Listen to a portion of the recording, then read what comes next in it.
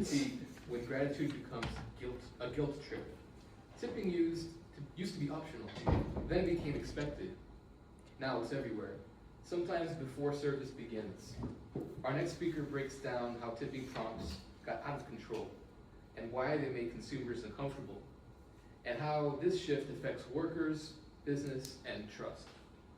Please welcome Toastmaster Nezambadi.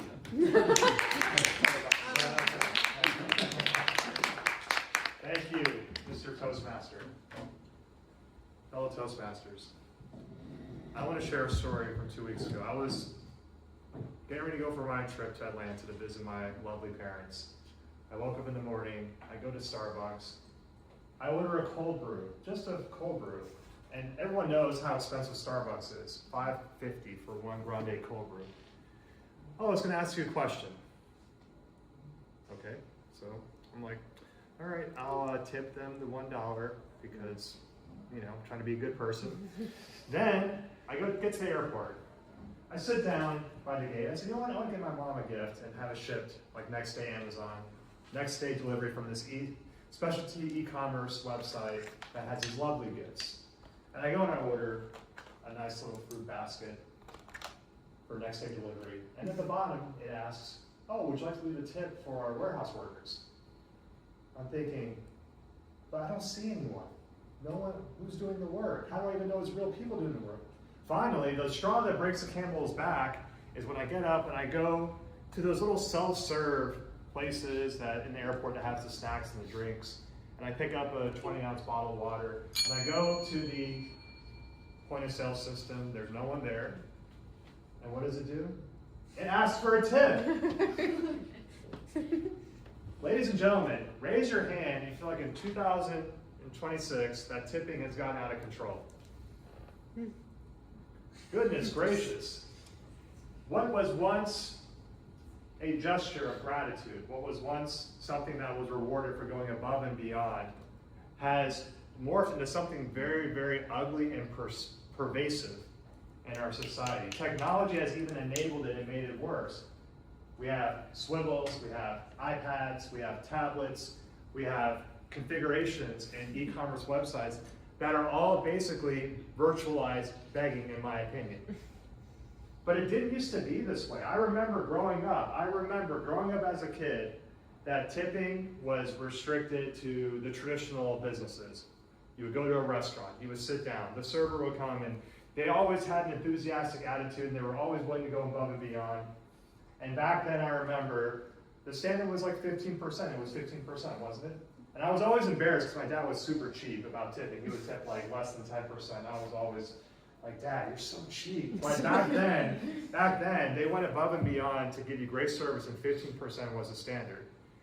Then, we all know what happened in 2019, COVID hit. A lot of businesses shut down. A lot of essential workers still had to go to work. Restaurant workers, cashiers. And that's when we started seeing the tablets with the tip prompts. That's when the tip percentages started going up to 18%, 20%, 25%, sometimes as high as 30%. But people were willing to help those workers because they were going through hard times. There weren't any in-store operations. No one was going inside, so everyone wanted to chip in and help the workers. But with COVID gone, the model still stayed. And now, instead of it being a reward for good service or great service, it's now become an expectation. It's become an entitlement. You almost feel like it doesn't matter if you get good service or not. You're a bad person if you don't tip.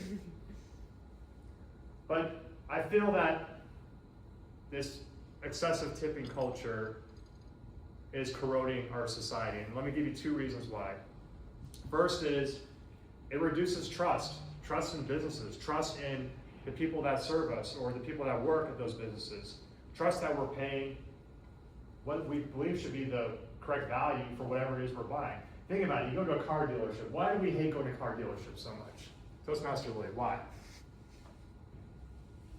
Here's my thought, here's my take. You go and you want to buy a $15,000 car, which doesn't exist anymore to those choices, but let's just, $15,000 car. Do you think you're going to pay $15,000 for that vehicle when you leave it? Off sales of that. Exactly. And what else?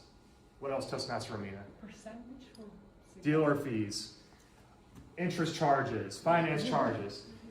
There's no trust, and hence we have this aversion to car dealerships, to car salespeople, because we don't know what we're going to pay for that item. And that still applies for small tickets, small dollars. Even going to a restaurant or going to Starbucks to get a freaking croissant, you're worried, am I actually going to pay $4 for that croissant, which is already expensive? Now I want a volunteer from the front row. I want a volunteer. Sam, Toastmaster Sam. I'm going to be a Starbucks worker, and you're going to order something very, very, very basic. Okay, go ahead. I'll do a pumpkin spice latte, please. Sam, first of all, thank you for coming in, man. Pumpkin spice latte is a great choice. Do you want to put some extra foam on there for you? Sure, that'd be great. All right, got you, man. Okay, all right. It's going to be $6. And hey, it's going to ask you a quick question. Yeah. And that's the tip prompt. What do you think you're going to do, Toastmaster Sam? I don't know. How are you going to feel? How are you going to feel when that tip prompt comes up? Uncomfortable. Exactly, Yeah. uncomfortable. Why is that? Because now that I've shown, look at how awesome I am, look how friendly I'm being, I haven't provided the service yet, but now I've created this uncomfortable dynamic where, oh man, I feel like, I'm not going to say the word, I'm going to feel really, really, really bad if I don't hit that tip button, if I skip and hit the no tip button. I'll feel like a cheapskate. I feel like, oh, this is a nice person. He was so friendly, he smiled at me. But that also corrodes our interpersonal dynamics. Now it feels like, is he being friendly to me because he really likes me, or because he wants to do a good job, or because he's hustling for a tip? What can we do, Toastmasters? How can we rein this in? How can we get this back under control? How can we return to sanity, the pre-2019 days? First of all, it's okay to say no. It's okay to refuse. It doesn't matter how great a service you get at the counter. If that wasn't a thing before, counter service was never part of the tipping structure. You can hit skip. And don't worry, your universe will not collapse.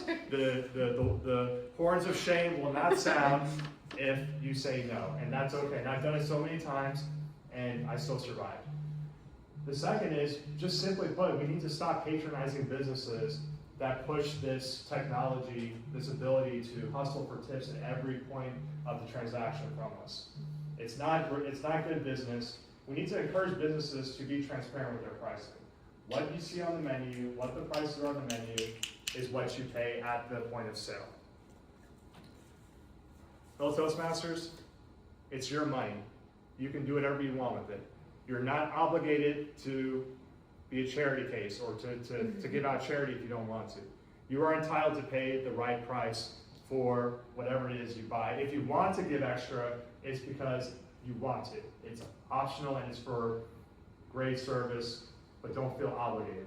Now, I want to just go ahead and wrap this speech up by passing around my phone, and I have a tip screen here, so please leave me a tip. I hope you enjoy my speech. Mr. Toastmaster.